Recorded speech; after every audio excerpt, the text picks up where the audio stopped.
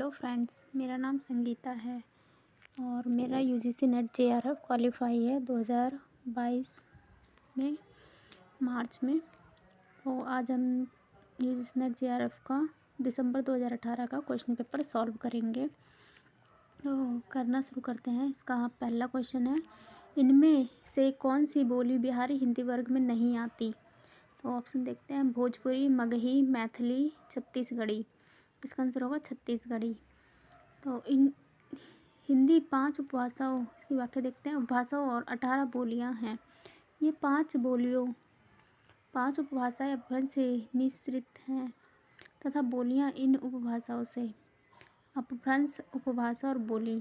अपभ्रंश में सौरसेनी अपभ्रंश, अर्धमागधी अपभ्रंश और मागधी अपभ्रंश। ठीक है। तो उपभाषा पश्चिमी हिंदी, राजस्थानी, खस या पहाड़ी, और अर्धमागधी में पूर्वी हिंदी, मगधी में बिहारी। उनकी बोलियां हैं पश्चिमी हिंदी सौरसेनी की, खड़ी बोली कौरवी, ब्रजभाषा हरियाणवी, बांगरू, बुंदेली, कन्नौजी। वही राजस्थानी की है पश्चिमी राजस्थानी मारवाड़ी, पूर्वी राजस्थानी जयपुरी, उत्तरी राजस्थानी मेवाती, दक्षिणी राजस्थानी मालवी। खसिया पहाड़ी कुमाऊनी, गढ़वाली, नेपाली। और फिर पूर्वी हिंदी में आ जाएगी अवधी, बघेली, छत्तीसगढ़ी, भोजपुरी, मगही, मैथिली। क्वेश्चन नंबर 2, संस्कृत का कोई भी शब्द मनचाहे ढंग से तोड़ मड़ोड़ कर तद्भव नहीं बनाया जा सकता। यह कथन किसका है? तो ये कथन है रामविलास शर्मा का। आंसर है इसकी व्याख्या, रामविलास शर्मा ने कहा है कि संस्कृत का कोई भी शब्द मनचाहे ढंग से तोड़ मड़ोड़ कर तद्भव नहीं बनाया जा सकता। सुनीति कुमार चटर्जी के अनुसार काल्पनिक सिद्धांत अनुसार संस्कृत तथा वैदिक में देसी और विदेशी का शब्द था ही नहीं। क्वेश्चन नंबर 3, सिद्धों और योगियों की रचनाओं का जीवन की स्वाभाविक अनुभूतियाँ और दशाओं से कोई संबंध नहीं है, अतः वे शुद्ध साहित्य के अंतर्गत नहीं आती। यह विचार किसका है? ऑप्शन है, पहला मुनि जिनविजय, दूसरा रामचंद्र शुक्ल, तीसरा हजारी प्रसाद द्विवेदी, चौथा धीरेन्द्र वर्मा। तो इसका आंसर है सेकंड वाला, आचार्य रामचंद्र शुक्ल ने अपनी पुस्तक हिंदी साहित्य का इतिहास में कहते हैं कि सिद्धों और योगियों की रचनाएं तांत्रिक विधान, योग साधना, आत्मनिग्रह, श्वास निरोध, भीतरी चक्रों और नाड़ियों की स्थिति, अंतमुख साधना के महत्व इत्यादि की सांप्रदायिक शिक्षा मात्र है। जीवन की स्वाभाविक अनुभूतियों और दशाओं से कोई संबंध नहीं, अतः वे शुद्ध साहित्य के अंतर्गत नहीं आती। उनको उसी रूप में ग्रहण करना चाहिए जिस रूप में ज्योतिष, आयुर्वेद आदि के ग्रंथ। सेकंड है, हजारी प्रसाद द्विवेदी का मत है कि धार्मिक प्रेरणा या आध्यात्मिक उपदेश को काव्य तत्व के लिए बाधक नहीं समझना चाहिए। धार्मिक होने से कोई रचना साहित्य की कोटि से अलग नहीं की जा सकती। यदि ऐसा मानकर चला जाए तो तुलसी का मानस और जायसी का पद्मावत भी साहित्य की सीमा में प्रविष्ट नहीं हो सकेगा। क्वेश्चन नंबर 4, कि अरे नव जोवन अभिरामा, जत देखल तत कहे ना पारिया छुओ अनुपम एक ठामा। उक्त पंक्तियों में कवि कहना चाहता है कि वह रूप वर्णन करने में संभ्रम की स्थिति में है, आंशिक रूप से रूप वर्णन करने में समर्थ है, तीसरा रूप वर्णन करने में समर्थ है, चौथा रूप वर्णन करने में असमर्थ है। तो वो कहना चाहता है कि रूप वर्णन करने में असमर्थ है। तो इसकी व्याख्या, यह पंक्ति विद्यापति की है। इन पंक्तियों में कवि नायिका का नैष्ठिक वर्णन करने का प्रयास कर रहा है। वह कहता है कि आह, नायिका का यह कैसा मोहक नव यौवन है, ऐसा रूप की देखा हुआ भी नहीं कहा जा रहा है। यह चकित करने वाला है, जैसे 6 अनूठे पदार्थ एक स्थान पर इकट्ठे हो गए हैं। तब कवि इन पंक्तियों में रूप वर्णन करने में असमर्थ है। क्वेश्चन नंबर 5, रस गगन गुफा में अजर झरे, अजापा सुमिरन जाप करे। उक्त पंक्तियों का प्रयुक्त गगन गुफा का अभिप्राय है, तो इसका है सहस्त्र चक्र। इसकी व्याख्या देखते हैं। दी गई पंक्तियों में गगन गुफा का आशय सहस्त्र चक्र से है। कुल 8 चक्र मूलाधार, स्वाधिष्ठान, मणिपुर, अनाहत, विशुद्ध, आज्ञा, बिंदु और सहस्त्रार हैं। सहस्त्रार्थ में इनमें सबसे श्रेष्ठ माना गया है। यह सिर के शिखर पर स्थित है। इसे ब्रह्मरंध्र, ईश्वर का द्वार भी कहा जाता है। यह आध्यात्मिक चेतना और दिव्यता का केंद्र है। क्वेश्चन नंबर 6, हरिदासी संप्रदाय के राधा कृष्ण हैं, तो वो हैं हमारे लोक निरपेक्ष। आंसर 2। हरिदासी संप्रदाय को सखी संप्रदाय भी कहा जाता है। इस संप्रदाय के प्रवर्तक स्वामी हरिदास हैं। इसमें निकुंज बिहारी श्री कृष्ण सर्वोपरि हैं। इसमें कृष्ण ना तो सृष्टि रचना प्रक्रिया में पड़ते हैं और ना ही प्रभुत्व धारण कर संसार के क्रियाकलाप का दायित्व रखते हैं। अतः इस संप्रदाय में राधा कृष्ण लोक निरपेक्ष रहते हैं। Question number 7। हरि अनंत हरि कथा अनंता कहिए सुनहि बहुविधि सब संता। रामकथा के प्रसंग में तुलसीदास ने यह बात किससे कहलवाई है? इसका आंसर है शिव। श्री राम के चरित्र का गान 4 प्रमुख संवादों के रूप में हुआ है। प्रथम शिव पार्वती संवाद, दूसरा काकभुसुंडी गरुड़ संवाद, तीसरा जागवल्लिक याज्ञवल्क्य भारद्वाज संवाद और चौथा तुलसी संत समाज संवाद। श्री रामचरितमानस के रामकथा प्रसंग में शिव जी पार्वती जी को रामकथा सुनाते हुए कहते हैं कि हरि अनंत हरि कथा अनंता कहिहि सुनहि बहुविधि सब संता। रामचंद्र के चरित सुहाए कल्प कोटि लगी जाई न गाहे। Question number 8। निम्नलिखित में किस कवि ने सतसई की रचना नहीं की? क्वेश्चन है, इसका आंसर हो जाएगा चिंतामणि ने सतसई की रचना नहीं की, जबकि मतीराम, राम सहाय और अमीरदास ने की है। तो व्याख्या देखते हैं। रीतिकाल के कवि चिंतामणि ने सतसई की रचना नहीं की। मतीराम, राम सहाय, अमीरदास, बिहारी, रहीम, वृंद, भूपति, चंदन, रसनिधि इत्यादि कवियों ने सतसई की रचना की है। Question number 9। भारत में अंग्रेजों के बढ़ते प्रभाव के प्रति ध्यान आकर्षित करते हुए पद्माकर ने किस राजा के दरबार में यह कविता पढ़ा था? मीनागढ़, बम्बई, समुंद, मदराज बंग, बंदर को बंद करी बंदर बसावेगो, कहे पद्माकर काशिक काश्मीर हूँ को, पिंजर सो घेरी के कलिंजर जुड़ावेगो, बांका नृप अलीजा महाराज काबो, साजी दल पकारी फिरंगिन दबावेगो, दिल्ली तह पट्टी पटना हूँ को, झपट करी कबहू लत्ता कलकत्ता कोड़ावेगो। तो इसमें ऑप्शन दिए गए हैं। पहला जगत सिंह, दूसरा अनूप गिरी, दौलत राव सिंधिया और चौथा है रघुनाथ राव। तो इसका है दौलत राव सिंधिया, आंसर 3rd। व्याख्या देख ले। पद्माकर का जन्म संवत 1810 1753 ईस्वी में हुआ था। इस समय भारत पर अंग्रेजों का राज था। पद्माकर को कई राजाओं के यहाँ राज आश्रय प्राप्त था तथा कई राज्यों का भ्रमण इन्होंने किया। सागर नरेश, रघुनाथ राव, महाराज चैतपुर सुमेर के नाने अर्जुन सिंह, इन्होंने पद्माकर को अपना मंत्र गुरु बनाया। दतिया नरेश, महाराज परीक्षित गोसाई, अनूप गिरी, हिम्मत बहादुर, सितारा नरेश, रघुनाथ राव राघोवा, जयपुर नरेश प्रताप सिंह और जगत सिंह, उदयपुर के महाराज भीम सिंह और ग्वालियर के दौलत राव सिंधिया के आश्रय में रहे। दौलत राव सिंधिया के दरबार में पद्माकर ने अंग्रेजों के बढ़ते प्रभाव के प्रति ध्यान आकर्षित करते हुए निम्नलिखित कविता पढ़ा था। मीनागढ़, बम्बई, उड़ावेगो, ये वाला।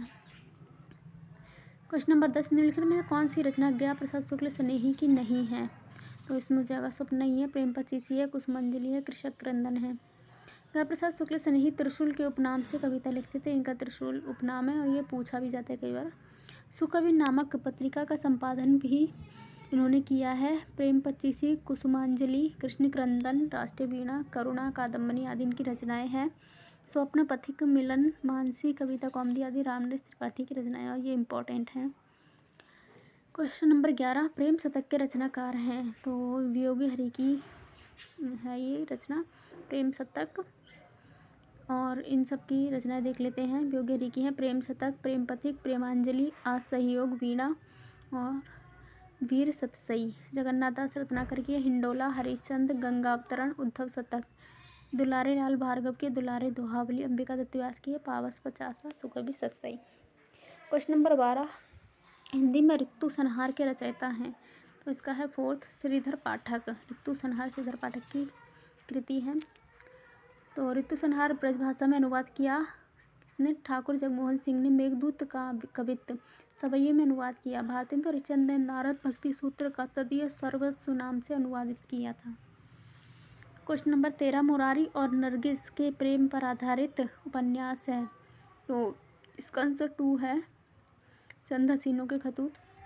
मुरारी और नरगिस के प्रेम पर आधारित उपन्यास चंद हसीनों के खतूत है। इसके अन्य पात्र अली हुसैन आदि नरसिंह को एन के नाम से भी जाना जाता है। इनके लेखक पांडे बेचन शर्मा उग्र हैं। आदर्श दंपति के लेखक लज्जाराम मेहता, पाप और पुण्य के लेखक फुल्लोरी चंद ओझा और सत्याग्रह के लेखक ऋषभ चरण जैन हैं। क्वेश्चन नंबर 14, तपेदिक की मरीज मन्नू की कथा किस कहानी में चित्रित है? तो ये बादलों के घेरे में चित्रित है, क्योंकि बादलों के घेरे कृष्णा शोभती की कहानी है। तपेदिक की मरीज मन्नू की कथा बादलों के घेरे कहानी में चित्रित है। रवि भी इसका पात्र है। इस कहानी की लेखिका कृष्णा शोभती है। मनोरमा, काशी, कुंती इत्यादि सुहागिनें कहानी की पात्र हैं, जिसके लेखक मोहन राकेश है। मैं हार गई मन्नू भंडारी की कहानी है। क्वेश्चन नंबर 15, अनुभूति के द्वंद्व ही प्राणी के जीवन का आरंभ होता है। उच्च प्राणी मनुष्य भी केवल एक जोड़ी अनुभूति लेकर इस संसार में आता है। तो ये पंक्ति किस निबंध से उद्गृहित है? तो ये भाव या मनोविकार निबंध से ली गई है। भाव या मनोविकार रामचंद्र शुक्ल का निबंध है। और पंक्ति देख लेते हैं। सामाजिक महत्व के लिए आवश्य है कि या तो आकर्षित करो या आकर्षित हो। श्रद्धा भक्ति रामचंद्र शुक्ल का निबंध है, से ली गई है। संसार के प्रत्येक प्राणी के जीवन का उद्देश्य दुख की निवृत्ति और सुख की प्राप्ति है। ये करुणा निबंध से लिया गया रामचंद्र शुक्ल। दान वीरता तभी कही जाएगी जब दान के कारण दानी को अपने जीवन निर्वाह में किसी प्रकार का कष्ट या कठिनता दिखाई देगी। ये उत्साह निबंध से रामचंद्र शुक्ल का। क्वेश्चन नंबर 16, नारी का आकर्षण पुरुष को पुरुष बनाता है तो उसका आकर्षण उसे गौतम बुद्ध बना देता है। ये संवाद किस नाटक से है? तो ये है हमारा लहरों के राजहंस नाटक से, मोहन राकेश का है। और कोटेशन देख लेते हैं। मैं पूछती हूँ, भावना में भाव का वर्ण क्या होता है? उससे जीवन की आवश्यकताएं किस तरह पूरी होंगी? आषाढ़ का एक दिन मोहन राकेश का नाटक है। इसमें अंबिका का संवाद अपनी माँ से होता है। रबड़ स्टैंप के माने क्या होते हैं? एक अधिकार, एक रुतबा, एक इज्जत, यही ना? तो आधे अधूरे नाटक में मोहन राकेश का इसमें लिया गया। बहम का भी कोई इलाज नहीं, पैरों तले की जमीन मोहन राकेश के नाटक से लिया गया है। क्वेश्चन नंबर 17, वट वृक्ष की छाया में किस लेखक किसकी स्मृति को सुरक्षित रखने के लिए लिखी गई है? तो ये अमृतलाल नागर के जीवनी परक है रचना। वट वृक्ष की छाया में अमृतलाल नागर से संबंधित है और कुमुद नागर ने लिखी है। मेरे हमसफर कमलेश्वर लेखक के लिए है, गायत्री कमलेश्वर ने लिखी है। व्योमकेश दरवेश हजारी प्रसाद द्विवेदी के जीवन पर है, विश्वनाथ त्रिपाठी जी ने लिखी है। उनकी क्वेश्चन नंबर 18, राही मासूम रजा के द्वारा रचित उपन्यास नहीं है। तो समर शेष से नहीं है, क्योंकि टोपी शुक्ला है, दिल एक सादा कागज है, कटरा बिहारजू है। आधा गाँव 1966, इनका क्रम लगाने को भी आ सकता है, तो आप देख लेना ठीक से।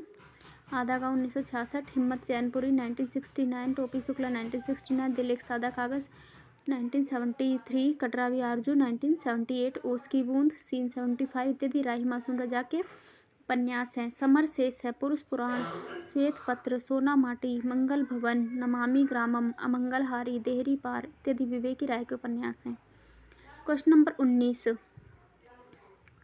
भक्ति के आंदोलन की जो लहर दक्षिण से आई, उसी ने उत्तर भारत की परिस्थितियों के अनुरूप हिंदू मुसलमान दोनों के लिए एक सामान्य भक्ति मार्ग की भावना कुछ लोगों में जगाई। उक्त कथन किसका है? तो ये आंसर जो है कथन रामचंद्र शुक्ल का है। यहाँ भी उत्तर भारत में साधारण जनता के भीतर जो धर्म भावना वर्तमान थी, उसने शास्त्र की उंगली पकड़कर अपने को शक्तिशाली रूप में प्रकट किया। आचार्य प्रसाद द्विवेदी का कथन है। क्वेश्चन नंबर 20, निम्नलिखित में कौन सा पश्चिमी विचारक 20वीं सदी में मौजूद नहीं थे? दो है सैमुअल टैलर कॉलरिज नहीं थे, जबकि रिचर्ड थे 20वीं सदी में, बेनेडिक्ट क्रोचे थे 20वीं सदी में, सिगमंड फ्रायड थे 20वीं सदी में। क्वेश्चन नंबर 21, तनना बुनना त्याज्य कबीरा, राम नाम लिख लियो शरीरा, मुसी मुसी रोवे कबीर की माही, ए बारिक कैसी जीव ही खुदाई। उक्त काव्य पंक्ति में मुसी मुसी का भाव अर्थ है मन ही मन रोना, सिसक सिसक कर रोना, धाड़ कर रोना, किसी गुण कथन करते हुए रोना। तो इसका आंसर है फर्स्ट और सेकंड, मन ही मन रोना ही, सिसक सिसक कर रोना। क्वेश्चन नंबर 22, यद्री का लड़ बड़ा, जिह्वा का फुहाड़, काछ का जति, मुख का सती, जो सतपुरुष उत्तमों कथी। गोरखनाथ की दृष्टि में सच्चा साधक वही है जो संयमी हो और इंद्रिय दमन करने वाला हो। 1 और 2 सही है इसका। गोरखनाथ के अनुसार सच्चा साधक वही है जो इंद्रियों को वश में कर सकता हो, कुछ भी अनावश्यक बोलने वाला ना हो, भोग विलास से दूर हो और सत्य धर्म का पालन करने वाला हो तथा सात्विक वृत्तियों से युक्त सत्य वचन करने वाला हो, अर्थात वह संयमी हो और इंद्रिय दमन करने वाला हो। Question number 23। श्याम विनोदी रे मधुबनिया, अब हरि गोकुल कहे को अवही चाहत नो यौवनिया, सूरदास प्रभु तजी कमारी, अब हरि भय चिकनिया। अब हरि भय चिकनिया के द्वारा सूरदास क्या कहना चाहते हैं? श्री कृष्ण चिकने खड़े हो गए हैं, श्री कृष्ण चिकने चुपड़े हो गए हैं, श्री कृष्ण छैला हो गए, श्री कृष्ण सुंदर छवि वाले हो गए हैं। तो इसका आंसर फर्स्ट नहीं फोर्थ होगा, थर्ड और फोर्थ। श्री कृष्ण छैला हो गए हैं और श्री कृष्ण सुंदर छवि वाले हो गए हैं। आंसर देख लेना। 24वां क्वेश्चन है, यो ही मन मेरो मेरे काम को ना रहो भाई माई, श्याम रंग हुए करी सामान्यो श्याम रंग में। उक्त पंक्तियों में कोई गोपी या भक्त कहना चाहते हैं श्री कृष्ण के रंग में रंग कर मेरा रंग काला हो गया है, मेरे रंग पहले से काला है इसलिए श्री कृष्ण के रंग में मिल सका, श्री कृष्ण के रंग में रंग कर मेरा मन उन्हीं के जैसा हो गया है, मेरा मन श्री कृष्ण के बस में हो गया है। तो इसका आंसर है थर्ड और फोर्थ कि हे कृष्ण के रंग में रंग कर मेरा मन उन्हीं के जैसा हो गया है, मेरा मन श्री कृष्ण के बस में हो गया है। आप क्या देख लेना। क्वेश्चन, रीतिकालीन आचार्यों की 3 श्रेणियां हैं, उद्भावक, व्याख्याता, उद्गाता, कवि, शिक्षक। तो इसमें आंसर है 3, 1, 2 और 4th। उद्गाता नहीं होता, उद्भावक होता है। उद्भावक रीतिकालीन कवियों की 3 श्रेणियां, इनके बारे में पढ़ लेते हैं। उद्भावक आचार्य, उद्भावक या उत्पत्ति करने वाला, विचारकों का प्रेषण करना। व्याख्याता, व्याख्यान या व्याख्या करने वाला। कवि, शिक्षक, कवि तथा कवि के रूप में शिक्षक का भी दायित्व निभाने वाला। उद्गाता का अर्थ यज्ञ में समागम करने वाला, ऋषि या जोर से गाने वाला। रास पंचाध्यायी की प्रमुख विशेषता है, यह रोला छंद में लिखी गई है। इसमें कृष्ण की रास लीला का विस्तार के साथ वर्णन किया गया है। इसमें अनुप्रसाद युक्त साहित्यिक भाषा का प्रयोग किया गया है। इसमें दुरारूढ़ कल्पना दिखाई पड़ती है। तो इसका 2 सही है, 1, 2 और 3। एक है इसमें रोला छंद में लिखा गया है, इसमें श्री कृष्ण की रासलीला का विस्तार के साथ वर्णन किया गया है। और थर्ड है हमारा, इसमें अनुप्रसाद युक्त साहित्यिक भाषा का प्रयोग किया गया है। अब क्या देख लेते हैं। रास पंचाध्यायी नंददास की रचना है। इसकी विशेषता इस प्रकार है, यह रोला छंद में लिखी गई है। इसमें कृष्ण की रासलीला का विस्तार के साथ वर्णन किया गया है। इसमें अनुप्रास युक्त आदि युक्त साहित्यिक भाषा का प्रयोग किया गया है। ये अनुप्रास और चुने हुए संस्कृत पद विन्यास आदि नंददास की रचना में पूर्ण रूप से पाए जाते हैं। इसमें रास पंचाध्यायी में दुरारूढ़ कल्पना नहीं दिखाई गई। क्वेश्चन नंबर 27, सूरदास के बारे में आचार्य रामचंद्र शुक्ल लिखते कौन से कथन सही है? लिखे कौन से कथन सही है? क्वेश्चन इसका देख लेते हैं। फर्स्ट ऑप्शन है, उन्होंने विट्ठल नाथ की आज्ञा से श्रीमद् भागवत की कथा को पदों में गाया। दूसरा, उन्होंने भागवत के 10वें स्कंद की कथा इतिव्रत के रूप में कह दी। थर्ड है, उन्होंने भिन्न भिन्न लीलाओं को अत्यंत मधुर और मनोहर पदों में गाया। फोर्थ है, उन्होंने पद अत्यंत प्रगल्भ और काव्यपूर्ण है। आंसर 3 है, 2, 3 और 4 इसका सही है। इसकी व्याख्या देख लेते हैं। आचार्य रामचंद्र शुक्ल ने अपने हिंदी साहित्य का इतिहास में सूरदास के संदर्भ में कहा है कि सूरदास ने भागवत के 10वें स्कंद की कथा इतिव्रत के रूप में कह दी। उन्होंने भिन्न भिन्न लीलाओं को अत्यंत मधुर और मनोहर पदों में गाया है। उनके पद यह रचना इतनी अत्यंत प्रागल्भ और काव्यपूर्ण है कि आगे होने वाली कवियों की श्रृंगार और वात्सल्य की उक्तियाँ सूर की झूठी सी जान पड़ती हैं। तो ये विकल्प सही है। शुक्ल जी के अनुसार विट्ठल नाथ की नहीं बल्कि वल्लभाचार्य की आज्ञा से श्रीमद् भागवत की कथा को पदों में सूरदास ने गाया था। क्वेश्चन नंबर 28, रहीम की कविता नगर शोभा की मुख्य विशेषता है। पहला, इसमें नगर का संकुचित वर्णन किया गया है। दूसरा, इसमें वर्ण व्यवस्था के अनुसार उनके जाति की स्त्रियों का वर्णन किया गया है। तीसरा, इसमें स्त्रियों को उत्कृष्ट कोटि का बताया गया है। चौथा, ये स्त्रियां अपना उत्पाद बेचने का काम करती हैं। तो इसका आंसर देख लो। फर्स्ट है, रहीम के नगर शोभा नायिका भेद एवं नगर वर्णन संबंधित है। इनकी विशेषताएं निम्न है। पहली, इसमें नगर का संकुचित वर्णन किया गया है। दूसरा, नगर शोभा में वर्ण व्यवस्था के अनुसार अनेक जाति की स्त्रियों का वर्णन किया गया है। इसमें चित्रित स्त्रियां अपना उत्पाद बेचने का काम करती हैं। इसमें स्त्रियों को नायिका भेद के अनुसार वर्गीकृत किया गया है। कथन 1, 2 और 3 सही है। क्वेश्चन नंबर 29, रीतिकालीन वीर काव्य की प्रमुख विशेषताएं हैं। पहला है रासो काव्य की अपेक्षा में अधिक प्रामाणिक है। दूसरा, इसमें तत्कालीन इतिहास सुरक्षित है। तीसरा है, इनमें चमत्कारिक वर्णन और भाषाई खिलवाड़ बहुत अधिक है। चौथा है, किसी वीर काव्य में फिरंगियों का भी वर्णन किया गया है। तो इसका आंसर फोर्थ वाला सही है। 1, 2 और 4 व्याख्या देखते हैं। रीतिकाल का समय 1643 ईस्वी से 1843 ईस्वी रहा है। भारत पर विदेशियों का शासन था। कवि जनता में विदेशियों से छुटकारा पाने के लिए वीर रस का संचार कविता के माध्यम से करते थे।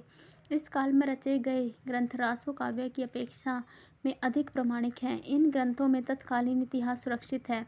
कुछ वीर काव्यों में फिरंगियों का भी वर्णन किया गया है, जैसे जोध राज का हमीर रासो 1818 में महाराणा हमीर और अलाउद्दीन के युद्ध का वर्णन।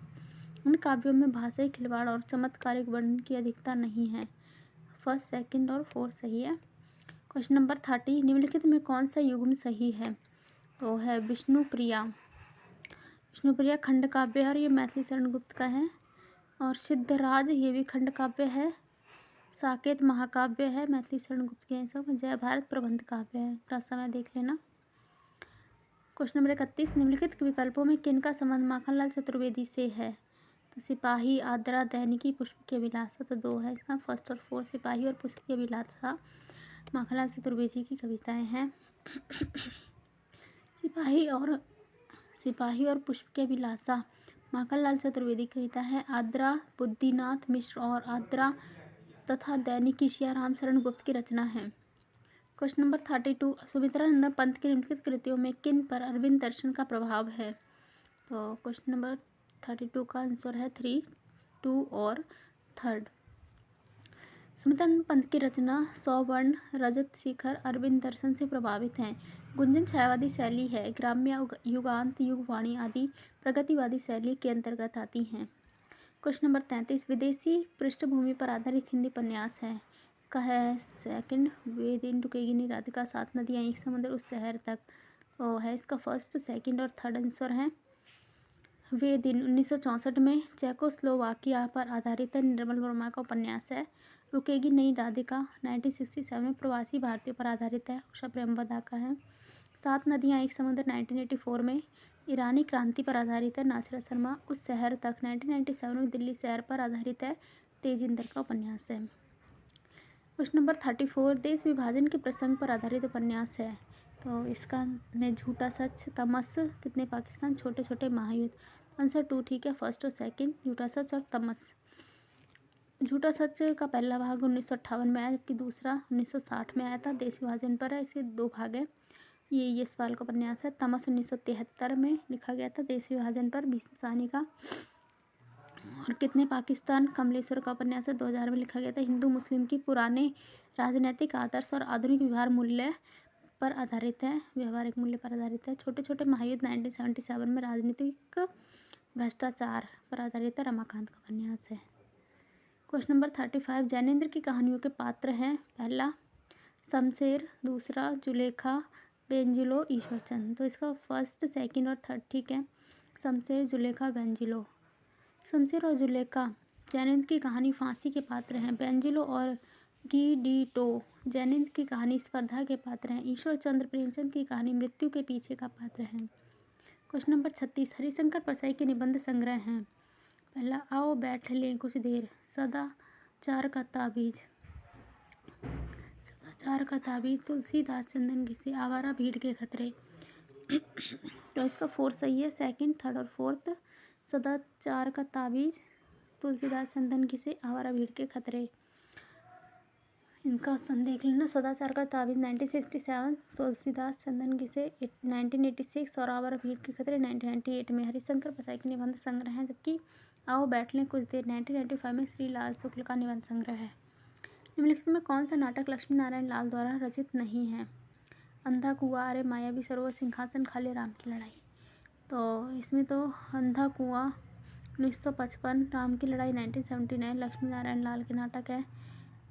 अरे मायावी सरोवर 1980 शंकर से इसका नाटक है। और सिंहासन खाली सुशील कुमार सिंघा नाटक है। तो ये सभी अलग अलग राइटर के हैं, तो ये ऑप्शन ही गलत था। निम्नलिखित आत्मकथाओं को कौन कौन सी हैं, आत्मकथाएँ कौन कौन सी हैं? तो तिरस्कृत है, अपनी धरती अपने लोग हैं, बसंत से पतझड़ तक नहीं, सहचर्य है समय, ये है। इसका आंसर 2 ठीक है। तिरस्कृत आत्मकथा है सूरजपाल चौहान की। अपनी धरती अपने लोग आत्मकथा रामविलास शर्मा की। सहचर है समय आत्मकथा है रामदरस मिश्र की। बसंत से पतझड़ तक व्यंग्य है रविंद्रनाथ त्यागी का। क्वेश्चन नंबर 39, निम्नलिखित में कौन से प्रगतिवादी मूल्य नहीं हैं? तो इसका आंसर है फर्स्ट और फोर्थ, व्यष्टि चेतना और एकेश्वरवाद मूल्य नहीं है। यथार्थ चेतना या यथार्थवादिता और इतिहास बोध प्रगतिवादी मूल्य हैं, जबकि व्यष्टि चेतना और एकेश्वरवाद प्रगतिवादी मूल्य नहीं है। प्रश्न नंबर 40, दृग उर्जत टूटत कुटुम्ब जुरत चतुरचित प्रीति परति गांठ दुर्जन हिये दई नहीं है रीति। उपयुक्त दोहे के शब्द में कौन सा कथन सही है? तो क्वेश्चन इसका 4 सही है, सेकंड और थर्ड। इसमें असंगति अलंकार है और इसमें विभावना अलंकार है। ठीक है, दृग उर्जत टूटत कुटुम्ब में इसमें दोहे में प्रेमी प्रेमिका के प्रेम का स्वाभाविक चित्रण हुआ है। इसमें असंगति अलंकार है, जहाँ कार्य तथा कारण में कोई संगति ना हो, कार्य कारण का स्वाभाविक संबंध ना हो, वह असंगति अलंकार होता है। जहाँ कारण के बिना कार्य की सिद्धि या कार्य हो जाए, वहाँ विभावना अलंकार होता है। सेकंड और थर्ड इसका सही है।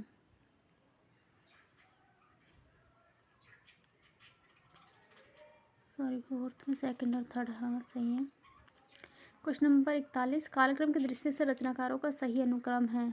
तो पहले आएगा सरप्पा, फिर पुष्पदंत, फिर अब्दुल रहमान, फिर हेमचंद्र। इनकी कालक्रम देख लो, 8वीं 10वीं 12वीं सदी। कालक्रम के अनुसार निम्नलिखित आचार्यों का सही अनुक्रम है। तो ये रामानुजाचार्य 1016 कांचीपुरम इनका जन्म स्थान है। निम्बकाचार्य निम्बापुर में। मध्वाचार्य बेलीग्राम। वल्लभाचार्य चंपारण। का टाइमिंग देख लेना कालक्रम। क्वेश्चन नंबर 43 में कालक्रम की दृष्टि निम्नलिखित ग्रंथों का सही अनुक्रम है। तो उसका सेकंड आंसर सही है। रस रहस्य 1670 में कुलपति मिश्र की। भाव विलास 1689 में देव की। काव्य निर्णय 1746 ईस्वी में भिखारी दास की। जगत विनोद 1803 में के लगभग पद्माकर की रचना है। क्वेश्चन नंबर 44, प्रकाशन वर्ष के अनुसार निम्नलिखित रचनाओं का सही अनुक्रम है। तो इसका थर्ड ठीक है। मधुशाला एकांत संगीत सतरंगिनी मिलन यामिनी। हरिवंश राय बच्चन के कालक्रम से नहीं याद रखना। मधुशाला 1935, मधुबाला 1936, मधुकला 37, निशानी मंत्र 1938, एकांत संगीत 1939, सतरंगिनी 1945, मिलन यामिनी 1950। क्वेश्चन नंबर 45, जन्म काल के अनुसार निम्नलिखित रचनाकारों का सही अनुक्रम है। तो इनका क्रम पहला ही ठीक है। श्रीधर पाठक, इनका जन्म स्थान आगरा है, टाइम देख लेना। अयोध्या सिंह उपाध्याय हरिऔध आजमगढ़ से है। जयशंकर प्रसाद वाराणसी। सुमिता नंदन पंत अल्मोड़ा। क्वेश्चन नंबर 46, प्रकाशन वर्ष के अनुसार निम्नलिखित रचनाओं का सही अनुक्रम है। इसका तीसरा सही है। झरना अनामिका पल्लव निहार। झरना का प्रकाशन वर्ष है 1918। जयशंकर प्रसाद का। अनामिका 1923 ईस्वी सूर्यकांत त्रिपाठी निराला। पल्लव 1928 सुमित्रानंदन पंत। निहार 1930 ईस्वी लगभग महादेवी वर्मा। क्वेश्चन नंबर 47, प्रकाशन वर्ष के अनुसार जयशंकर प्रसाद की रचनाओं का अनुक्रम है। इसका तीसरा सही है। प्रेम पथिक 1913। करुणालय 1912। पहले करुणालय आना चाहिए था, इसमें दिया नहीं है। 1912। झरना 1918 और लहर 1933। कामयानी 1935। क्वेश्चन नंबर 48, प्रकाशन वर्ष के अनुसार निम्नलिखित उपन्यासों का सही क्रम है। क्वेश्चन नंबर 3 सही, इसका आंसर 3 ऑप्शन। सूरजमुखी अंधेरे को 1972 में कृष्णा सोमती। शेष यात्रा 1984 में उषा प्रेमवदा। ठिकरे की मंगनी 1989 में नासिरा शर्मा। कठगुलाब 1996 में मृदुला गर्ग। क्वेश्चन नंबर 49, प्रकाशन वर्ष के अनुसार निम्नलिखित कहानी संग्रह का अनुक्रम है। तो इसका सही है ऑप्शन 4। देख लेते हैं। इंसान के खंडन 1950 में मोहन राकेश की कहानी है। परिंदे 1960 निर्मल वर्मा। सतह से उठता आदमी 1971 मुक्तिबोध। पीली छतरी वाली लड़की 2001 में उदय प्रकाश। क्वेश्चन नंबर 50, प्रकाशन वर्ष के अनुसार विद्यानिवास मिश्र के निबंध संग्रह का सही अनुक्रम है। तो इसका पहला ठीक है, तमाल के झरोखे से शेफाली जल रही है, सिरिस की याद आई, रथ यात्रा। तो इसका क्रम पूछा जाता है कि प्रकाशन वर्ष देख लेते हैं। अनुक्रम तमाल के झरोखे से 1981, संचारिणी 1982, अंगद की नियति 1984, गांव का मन 1985, शेफाली जल रही है 1989, सो हम 1991, नदी नारी और संस्कृति 1993, सिरिस की याद आई 1995, साहित्य का खुला आकाश 1996, रथ यात्रा 2002, गांधी का करुण रथ 2002, कितने मोर्चे 2007 इत्यादि। क्वेश्चन नंबर 51, अंधायुग नाटक के अंक शीर्षकों का सही अनुक्रम है। तो अनुक्रम देख ले, फोर्थ वाला सही है, कौरव नगरी, पशु का उदय, अश्वत्थामा का अर्ध सत्य, गंधारी का शाप। ये कौन से अंक में कौन सा, ये देख लेते हैं। पहला अंक है कौरव नगरी, दूसरा अंक है पशु का उदय, तीसरा अंक है अश्वत्थामा का अर्ध सत्य है, चौथा अंक है गांधारी का शाप, पांचवा अंक है विजय एक क्रमिक आत्महत्या, और लास्ट है जो समापन प्रभु की मृत्यु। क्वेश्चन नंबर 52, प्रकाशन वर्ष के अनुसार निम्नलिखित आत्मकथाओं का सही अनुक्रम है। तो इनके ऑप्शन देख लेते हैं और बताते हैं। क्वेश्चन इसका 2 ऑप्शन सही है, क्या भूलूं क्या याद करूं 1969 में हरिवंश राय बच्चन, टुकड़ा टुकड़े दास्तान 1986 में अमृतलाल नागर, सहचर है समय 1991 में रामदरस मिश्र, आज के अतीत 2023 में भीषम साहनी। क्वेश्चन नंबर 53, कालक्रम की दृष्टि से साहित्य सिद्धांतों का सही अनुक्रम है। और 2 ठीक है, रस अलंकार रीति ध्वनि, और रस द्वितीय सदी में भरत मुनि इसके सिद्धांतकार थे, अलंकार 6ठी सदी बहमा, रीति रस होना चाहिए, रस रीति है 8वीं सदी वामन, रीति संप्रदाय के प्रवर्तक हैं, और ध्वनि संप्रदाय 9वीं सदी आनंदवर्धन। 54, काव्य शास्त्रीय ग्रंथों का कालानुक्रम सही है, सही क्रम बताना। इसका तीसरा सही है, काव्य दर्श 7वीं सदी दंडी, ध्वन्यालोक 9वीं सदी आनंदवर्धन, काव्य में मानसा 9वीं 10वीं सदी राजशेखर, वक्रोक्ति जीवतम 10वीं 11वीं सदी कुंतक। क्वेश्चन नंबर 55, जन्म के अनुसार पाश्चात्य विचारों का सही अनुक्रम है। विचारकों का जो है सही अनुक्रम जो है वह है सैमुअल टेलर कॉलरिज, सेकंड वाला ऑप्शन सही है। इंग्लैंड में 1772 से 1834 ईस्वी, मैथ्यू आर्नल्ड 1822 से 1888, इंग्लैंड में ऑस्कर वाइल्ड 1854 से 1900 ईस्वी, आयरलैंड आई रिचर्ड 1893 से और 1979 यूके से। क्वेश्चन नंबर 56, प्रश्न में 2 कथन दिए गए, स्थापना और तर्क वाले क्वेश्चन है। पहला है, इसकी स्थापना है, काव्य श्रवण या नाट्य दर्शन से अभिभूत रस आनंद का ही प्राय होता है। तर्क है, क्योंकि पश्चिमी शास्त्रों में रस को ब्रह्मानंद का समानार्थी कहा गया है। तो इसका पहला सही और आर गलत है। काव्य के श्रवण या नाटक के दर्शन से उत्पन्न या अभिव्यक्त रस आनंद का प्राय माना जाता है, पश्चिमी शास्त्रों में नहीं। भारतीय शास्त्रों में रस को ब्रह्मानंद का सहोदर या समानार्थी कहा गया है, इसलिए ए अभिकथन सही और आर तर्क जो है गलत है। क्वेश्चन नंबर 57, इसका अभिकथन है, रस ना तो निर्विकल्प ज्ञान का विषय है और ना सविकल्प। तर्क है, क्योंकि रस की प्रतीति में श्रृंगार, वीर, हास्य, करुणा आदि रस विशेष रूप से आभासित होते हैं। उसका सेकंड सही है, एक सही आर गलत। निर्विकल्प का अर्थ है विकल्प से रहित। निर्विकल्प ज्ञान से तात्पर्य है वह ज्ञान जिसमें केवल ब्रह्म और आत्मा की एक रूपता का अखंड बोध होता है। रस मात्र आत्मा और ब्रह्म की बात नहीं करता, यह तो सेवगों एवं अनुभूतियों का संवहन करने वाला होता है। रस विकल्प युक्त भी नहीं होता, इसकी अनुभूति में विकल्प का कोई स्थान नहीं है। सभी प्रकार के रस विषय, घटना आदि के आधार पर अपनी प्रतीति करते हैं, ना कि मात्रा अभिसारित होते हैं। ए सही आर गलत है।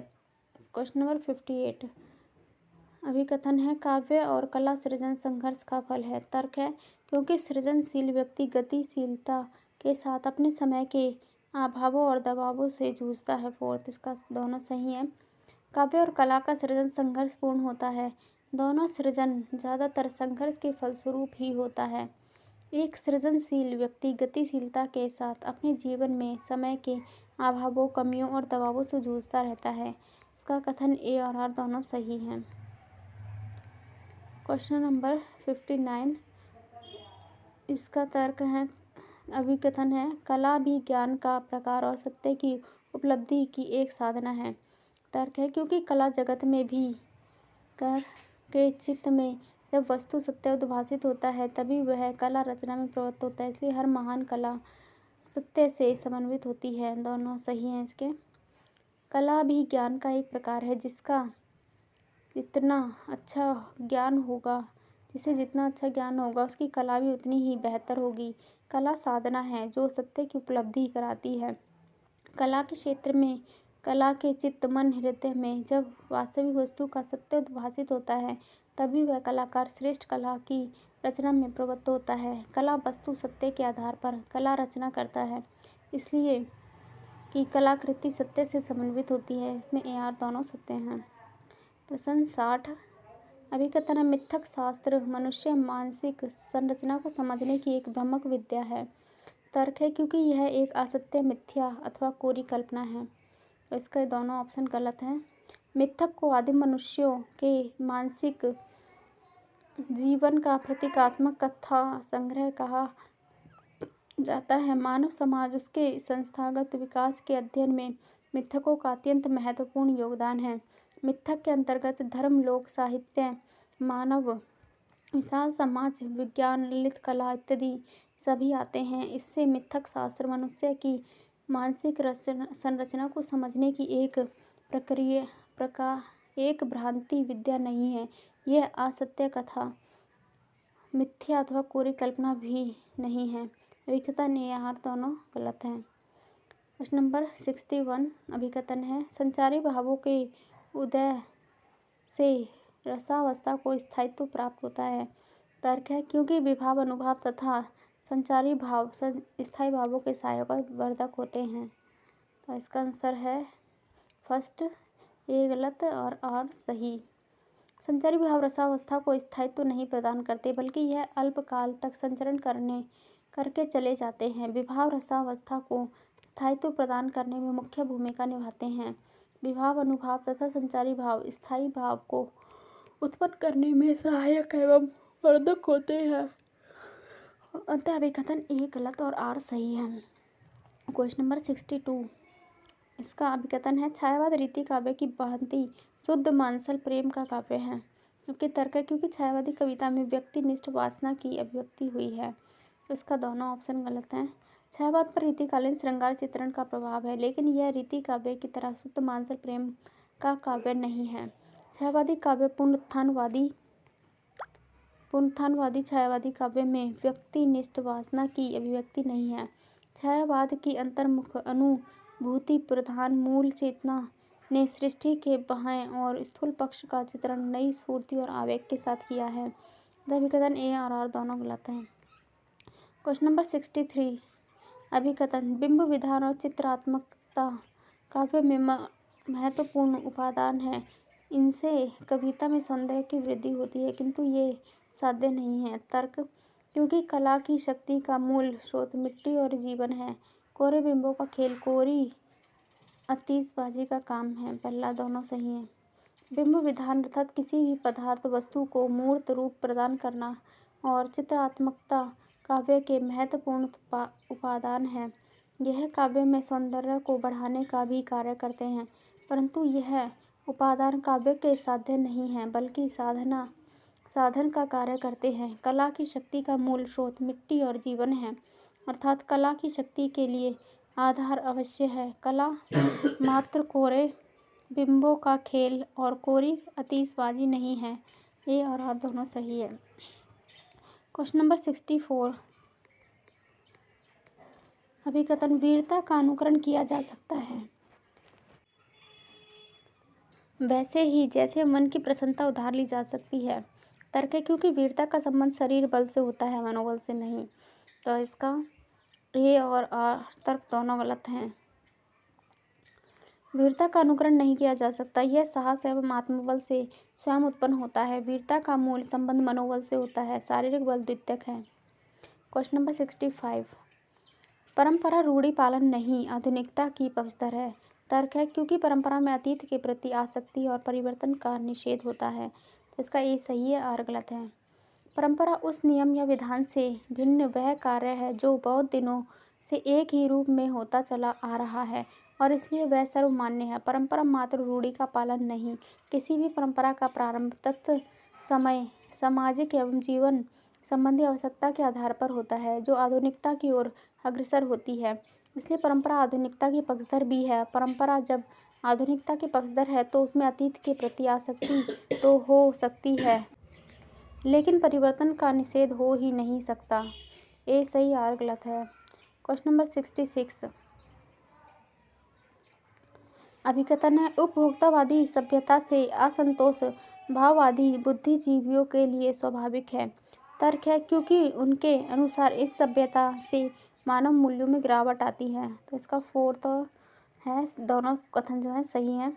उपभोक्तावादी लोग भौतिकवादी होते हैं, वह प्रकृति को केंद्र में रखते हैं और उसके उपभोग को महत्व प्रदान करते हैं। भाववादी प्रकृति के विपरीत आत्मा को प्राथमिकता देते हैं, वह आत्म तत्व चेतना या ईश्वर को सृष्टि का कर्ता या नियंता मानते हैं। इसलिए उपभोक्तावादियों से भाववादियों का असंतोष स्वाभाविक है। भाववादियों के अनुसार उपभोक्तावाद से मानव मूल्य में गिरावट आई है। ए और आर दोनों सही हैं। क्वेश्चन नंबर 67, अभिकथन है सौंदर्य कारक धर्मों को अलंकार कहते हैं। तर्क है लेकिन इनका कल्पना से कोई संबंध नहीं होता। इसका पहला सही, आर गलत है। अलंकार का अर्थ है सजावट या श्रृंगार। अलंकार शब्द का प्रयोग काव्य सौंदर्य के लिए होता है, अर्थात सौंदर्य के कारक धर्म को अलंकार कहते हैं। सौंदर्य वास्तविक, काल्पनिक एवं कल्पनातीत होता है। सौंदर्य का संबंध कल्पना से भी होता है। अभिकथन ए सही, आर गलत है। क्वेश्चन नंबर 68, अभिकथन क्लासिक नाटक देश कालातीत नहीं होता। तर्क है क्योंकि क्लासिक नाट्य रचना एक गतिशील पाठ है। इसका ए गलत है, आर सही है। जो साहित्य कला की कसौटी पर खरा उतरे वही क्लासिक साहित्य है। क्लासिक नाटक देश, काल और अतीत से युक्त होते हैं। वही नाट्य रचना क्लासिक होती है जो गतिशील हो, समय के अनुसार प्रासंगिक हो। अतः अभिकथन ए गलत और आर सही है। क्वेश्चन नंबर 69, प्रश्न अभिकथन है इसका जयशंकर प्रसाद का चंद्रगुप्त नाटक स्वतंत्रता और गणतंत्र यूटोपिया है। तर्क, इसलिए उन पर वर्तमान से पलायन और इतिहास के गड़े मुर्दे उखाड़ने का सही आरोप लगा है। तो इसका ए सही है, आर गलत है। यूटोपिया का अर्थ है आदर्श लोक। आदर्श लोक वह व्यवस्था है जिसमें हम किसी बात या वस्तु की काल्पनिक श्रेष्ठतम अवस्था, रूप या स्थिति का अनुकरण करना चाहते हैं अथवा जहाँ तक हम पहुँचना चाहते हैं। इस अर्थ में प्रसाद का चंद्रगुप्त नाटक स्वतंत्रता और गणतंत्र का यूटोपिया है। आदर्श लोक की कल्पना या बात करना वर्तमान से पलायन और इतिहास के गड़े मुर्दे उखाड़ना नहीं है। अभिकथन ए सही, आर तर्क आर गलत है। क्वेश्चन नंबर 70, अभिकथन है मैथिली शरण गुप्त भारतवासियों भारत संस्कृति के आख्याता हैं। इस तर्क है इसलिए उनके काव्यों में आधुनिक दृष्टिबोध नहीं मिलता। तो ये सही है, आर गलत है। मैथिली शरण गुप्त भारतीय संस्कृति के आख्याता कहने बताने वाले हैं। अपने आधुनिक दृष्टिबोध के साथ ही भारतीय संस्कृति को साकेत, जयद्रथ वध आदि रचनाओं में प्रस्तुत किया है। अभिकथन ए सही, आर गलत है। क्वेश्चन नंबर 71, इसका अभिकथन है भ्रम, कल्पना और प्रतिभा ज्ञान के विरुद्ध प्रत्यक्ष और ठोस अनुभव को महत्व देना आधुनिक बोध का प्रमुख लक्षण माना जाता है। तर्क है इस अनुभववादी दृष्टिकोण का प्रभाव काव्य की रचना प्रक्रिया और रसास्वादन की प्रणाली पर भी पड़ता है। तो इसके दोनों तर्क और अभिकथन दोनों सही हैं। व्याख्या देख लेते हैं। हिंदी की नई कविता के दौर में सामाजिक साहित्यिक मनोवृत्तियों का विश्लेषण करने वाला आधुनिक भावबोध नामक एक सिद्धांत आया। यह सिद्धांत अन्याय के खिलाफ आवाज़, भविष्य निर्माण, नैतिक ह्रास को रोकने, वर्तमान को सुधारने इत्यादि विशेषताओं से युक्त था। यह भ्रम, कल्पना और प्रतिभा संबंधी ज्ञान का विरोध करता है और प्रत्यक्ष तथा ठोस अनुभव को महत्व देता है। आधुनिक भावबोध एक अनुभववादी सिद्धांत है नई कविता की काव्य रचना एवं उसके रसास्वादन की प्रणाली पर आधुनिक भावबोध का प्रभाव दृष्टिगत है, तो अभिकथन ए और आर दोनों सही हैं। क्वेश्चन नंबर 72 अभिकथन ए, वे शब्द जो आज अमूर्त विचारों के वाहक हैं, आरंभ में अनुभूति वस्तुओं के व्यंजक थे। तर्ककार है, इसलिए सादृश्य विधान भाषा की मूल प्रकृति नहीं है। ये सही और गलत है। प्रारंभ में जो अनुभव की गई वस्तुओं को प्रकट करने वाले या अनुभव का आंतरिक भाव प्रकट करने वाले शब्द थे, आज वह शब्द अमूर्त विचारों का वहन करते हैं, जैसे व्यंजना या लक्षणा, शब्द शक्ति, सादृश्य विधान अर्थात समानता, बराबरी या तुलना भाषा की मूल प्रकृति है, जैसे उपमा, रूपक, उत्प्रेक्षा आदि अलंकार। तय कथन ए और आर दोनों सही हैं। क्वेश्चन नंबर 73 अभिकथन, प्रगतिवादी कवियों ने अधिकांश प्रकृति के उन्हीं रूपों का चित्रण किया जिनमें उन्हें मनुष्य के सामाजिक जीवन की कोई गहरी अर्थ छाया दिखाई पड़ी। तर्क है, इसलिए इसमें सुपरिचित ग्राम्य प्रकृति के स्थान पर प्रकृति का वन्य और पर्वतीय रूप चित्रित हुआ। इसका ऑप्शन 3 सही है, ए सही आर गलत। प्रगतिवादी सामाजिक जीवन की वास्तविकता को लेकर चला, जनता तक पहुंचना और जनता के जीवन की बात कहना उसका लक्ष्य रहा। इसलिए प्रगतिवादी कवि ने अधिकांशतः प्रकृति के उन्हीं रूपों का चित्रण किया जिसमें मनुष्य के सामाजिक जीवन का समावेश हो। चूँकि प्रगतिवादी मानव जीवन को केंद्र में रखते हैं, इसलिए उन्होंने ग्राम प्रकृति से पलायन नहीं किया और न ही मात्र वन्य एवं पर्वतीय रूपों का चित्रण किया। इसलिए अभिकथन ए और ए सही, तर्क आर गलत है। क्वेश्चन नंबर 74 अभिकथन, कहानी छोटे मुंह बड़ी बात करती है। तर्क आर, लेकिन लघु आकार के कारण कहानी संपूर्ण जीवन बोध और सामाजिक सत्य को प्रकाशित नहीं कर सकती। तो इसका फोर्थ है, ए सही आर गलत। प्रेमचंद कहते हैं कि कहानी गल्प एक रचना है जिसमें जीवन के किसी एक अंग या मनोभाव को प्रदर्शित किया जाता है। कहानी एक फलक छोटा होता है, लेकिन उसका कथानक निश्चित उद्देश्य को कह जाता है। इस प्रकार कहानी छोटे मुंह बड़ी बात करती है। कहानी लघु आकार के कारण संपूर्ण जीवन के किसी एक भाव अंग का बोध और सामाजिक सत्य को प्रकाशित कर सकती है। अभिकथन ए सही, तर्क आर गलत है। 75 क्वेश्चन नंबर अभिकथन है, नारीवादी पितृसत्तात्मक समाज से संघर्ष का विमर्श है। तर्क है, इसलिए हिंदी का संपूर्ण स्त्री लेखन अपने लिए पुरुष के अस्तित्व को नकारता है। इसका ऑप्शन 3 सही है, ए सही आर गलत। भारतीय समाज पितृसत्तात्मक रहा है। नारीवादी या नारी विमर्श, स्त्री विमर्श पितृसत्तात्मक समाज के विरोध में नारी को प्रमुखता प्रदान करने वाले विमर्श हैं। हिंदी का संपूर्ण स्त्री लेखन स्त्रियों द्वारा लिखा गया है। अपने लिए स्त्रियों के लिए पुरुषों के अस्तित्व को नकारता नहीं, बल्कि वह पुरुषों जैसा सारा अधिकार चाहता है। इसलिए अभिकथन ए सही तथा तर्क आर गलत है। निम्नलिखित पंक्तियों को उनके रचयिता के साथ सम्मिलित कीजिए। क्वेश्चन नंबर 76 पंडित सैल सत्य बखानी, ये सरप्पा की पंक्ति है। नौलख पात्री आगे नाचे, ये गोरखनाथ की पंक्ति है। 12 बरस लो कुकर जिए, जगनिक की पंक्ति है। बजिया घोर निशान रान चौहान चहेदिस, ये चंद्रबरदाई की पंक्ति है। और ये नरपति नाले की एक और दिया, कड़वा बोल न बोलिस नारी, तुम्हें मेल हसी चित बिसारी। क्वेश्चन नंबर 77 निम्नलिखित काव्य पंक्तियों को उनके रचयिताओं के साथ सम्मिलित कीजिए। जाके मुँह माथा नहीं, नाही रूप कुरूप, ये है कबीर की पंक्ति। ओ मन जानी कवित अस किन्ना, मेघु रहे जगत में चिन्ना, ये है जायसी की पंक्ति। हरी है राजनीति पढ़ी आई, ये है सूरदास की पंक्ति।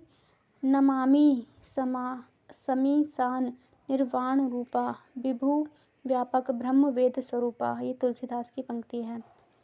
कहाँ जाइए हो धारी, लागो रंग मेरे चंचल मन भयो अपंग, ये रामानंद की पंक्तियाँ हैं। क्वेश्चन नंबर 78 निम्नलिखित काव्य कृतियों को उनके रचनाकारों के साथ सम्मिलित कीजिए। अलंकार प्रकाश, ये भूषण का ग्रंथ है। अंग दर्पण रसलीन का है। आलम केली आलम का है। रतन हजारा रसनिधि का है। इनके और भी ग्रंथ देख लेते हैं। अलंकार प्रकाश शिवराज भूषण, शिवा बाबनी छत्रसाल दशक के भूषण की रचनाएं हैं। अंग दर्पण रस प्रबोध रसलीन की है। आलम केली श्याम स्नेही और सुदामा चरित आलम की है। रतन हजारा बारहमासी अरिल हिंडोला रसनिधि की है। रसभूषण यकूब खां की है। क्वेश्चन नंबर 79 है, निम्नलिखित बोलियों को उनके क्षेत्र के साथ सुमेलित कीजिए। पश्चिमी पहाड़ी, मध्यवर्ती पहाड़ी, भोजपुरी और मगही।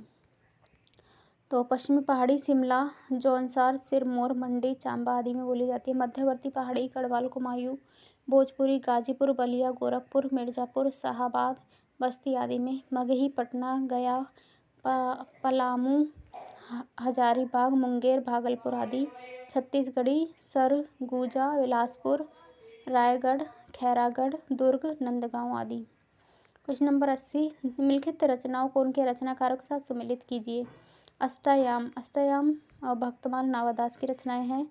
वीर सिंह देवचरित केशवदास की रचनाएं। इनकी और भी रचनाएं हैं। विज्ञान गीता जहांगीर जस चंद्रिका रतन बाबनी। रसमंजरी नंददास की रचना है। और रूप मंजरी, विरह मंजरी और मान मंजरी नंददास की रचनाएं हैं। केली काल ये स्वामी हरिदास की रचना है। और सिद्धांत के पद भी इनकी रचना है। और सुजान रसखान प्रेम वाटिका दानलीला रसखान की रचना है। क्वेश्चन नंबर 81, निम्नलिखित कवियों को उनके जन्म स्थान के साथ सुमेलित कीजिए। गुरु नानक, दादू दयाल, धर्मदास और सुंदरदास।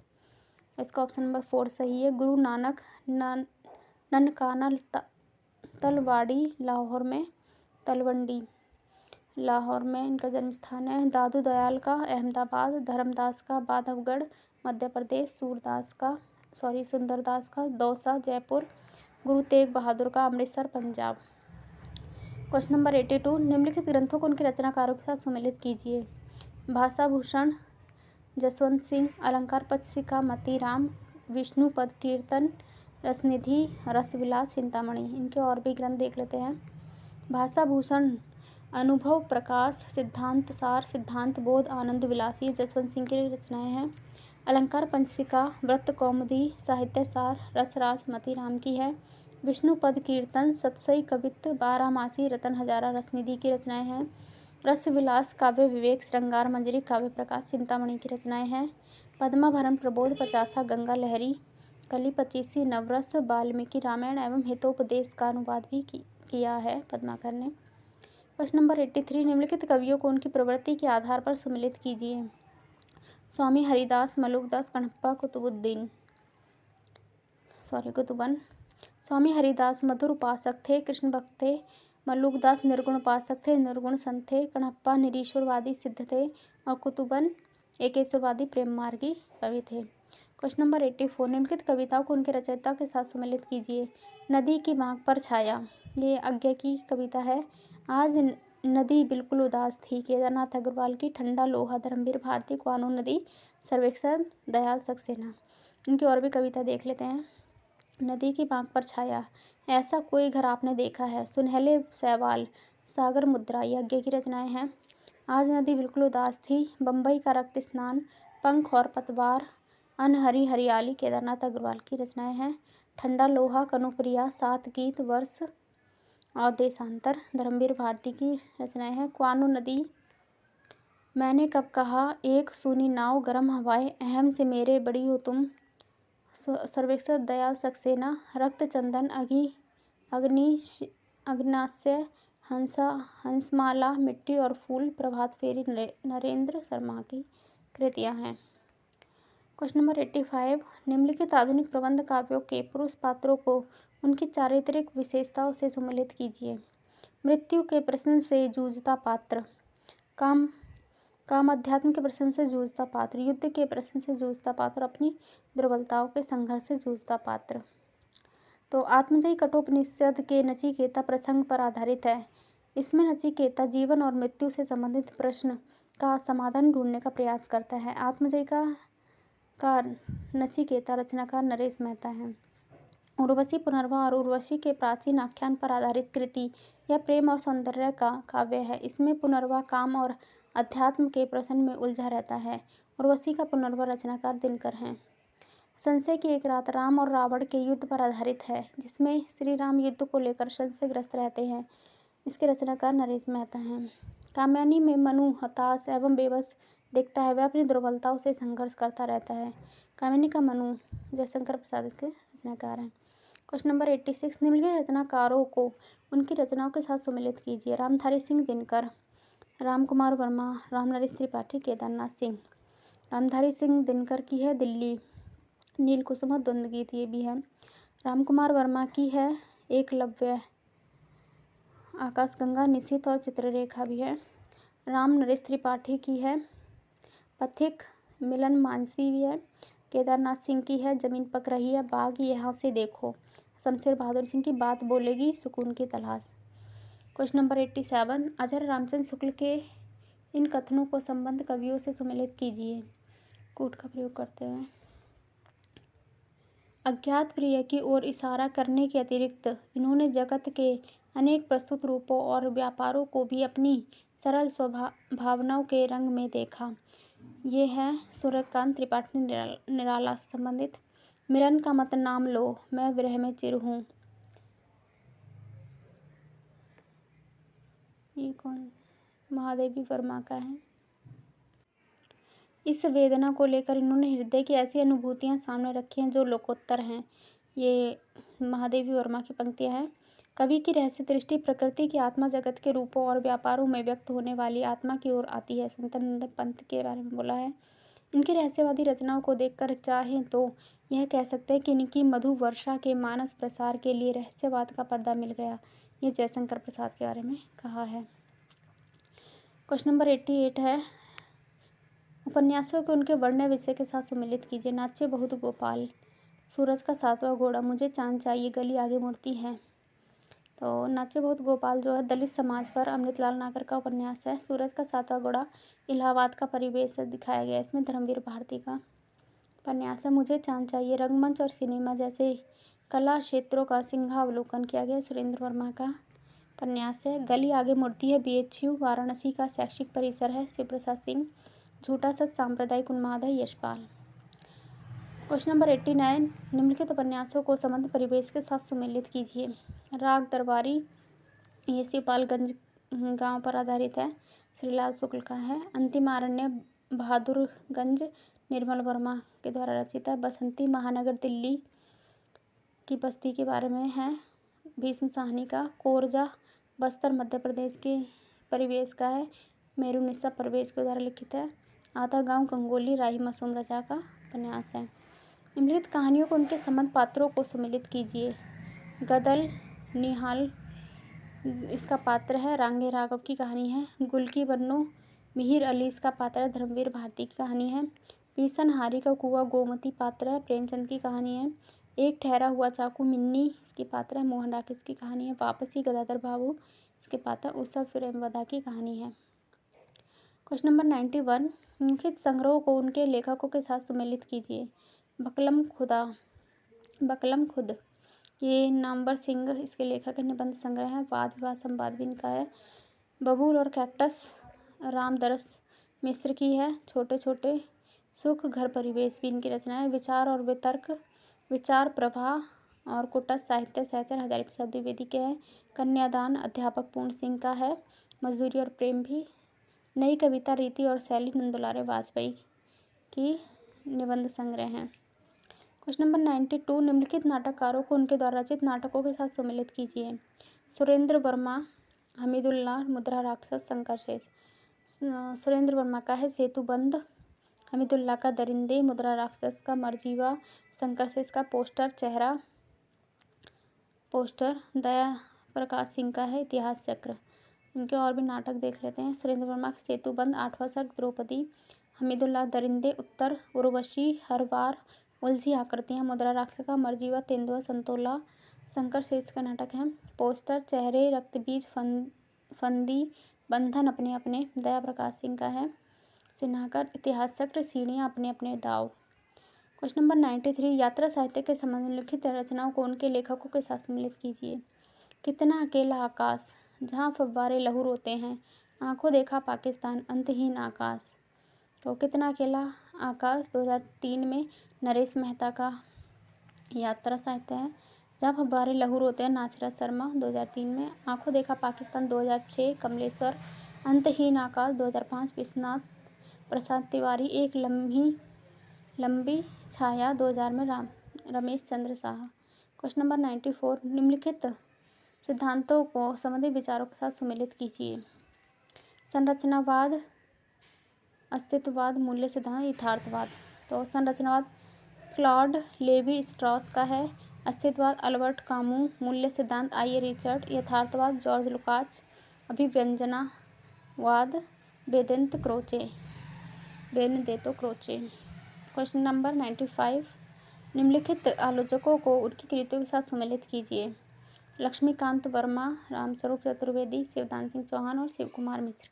लक्ष्मीकांत वर्मा की नई कविता के प्रतिमान 1957, रामस्वरूप चतुर्वेदी कामयानी का पुनर्मूल्यांकन 1970, शिवदान सिंह चौहान हिंदी साहित्य के 80 वर्ष 1954, शिव कुमार मिश्र भक्ति काव्य और लोक जीवन 1983, मुक्तिबोध नए साहित्य का सौंदर्य साथ 1971। उसके आगे 95 से 100 तक जो पैसेज है ये आप देख लेना, और ये सॉल्व कराना है तो कमेंट में बता देना, सॉल्व करा दूँगी। बाकी आप देख लो, इसे चेक कर लो। धन्यवाद। चैनल को लाइक शेयर सब्सक्राइब करें।